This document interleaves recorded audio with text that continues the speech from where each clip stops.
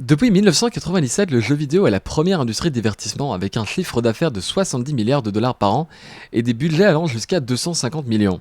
Les joueurs sont de plus en plus nombreux et sur toutes les plateformes.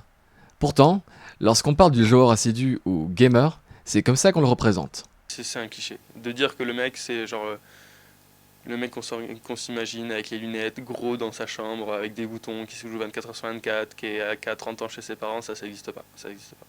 À La Planque, dans le quartier Saint-Roch, on est passionné de jeux vidéo récents comme anciens depuis 7 ans. C'est donc quotidiennement qu'Éric Bourgault, copropriétaire du magasin, voit passer le gamer moyen. Il a son avis sur la question. Moi, je trouve qu'il n'y a plus beaucoup là. Souvent, quand on parle là, de la personne qui est renfermée, c'est soit totalement de l'ignorance maintenant aujourd'hui, puis il n'y en a pas beaucoup, ou c'est des caricatures. Parce que l'image qu'on donne maintenant du joueur moyen, c'est un gars à peu près de mon âge. Je pense que l'âge du joueur moyen, ça doit être à peu près autour de 30 ans. Maintenant, c'est plus des gens branchés qui jouent aux jeux vidéo, selon moi. L'image, c'est plus des gens qui sont branchés, qui sont affûts de la technologie. Jessica Lelieu est aussi copropriétaire du magasin et milite depuis des années pour la reconnaissance du jeu vidéo comme culture à part entière. Oui, ça a été notre combat longtemps, puis on l'a gagné l'année passée lorsqu'on a pu faire le Warp Zone dans le musée de la civilisation.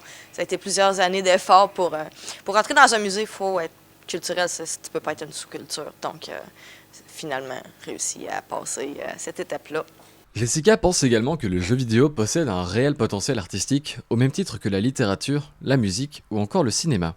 Ben parce que c'est tous des trucs artistiques, puis ça représente nos goûts puis nos tentations en tant que culture. C'est tout le temps une projection de la réalité ou une projection de fantasmes quelconques. Ça peut être des fantasmes de couleurs, de sons, de n'importe quoi.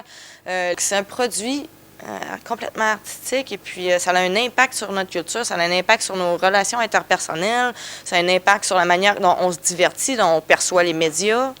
Ça a un impact partout, ça n'a pas le choix d'être une culture. On constate donc que les stéréotypes ont la vie dure et que les conceptions sur le gamer ont évolué. Dans le futur, on pourra probablement assister à la reconnaissance du jeu vidéo comme une œuvre artistique. C'était Antoine Petit pour l'Exemplaire.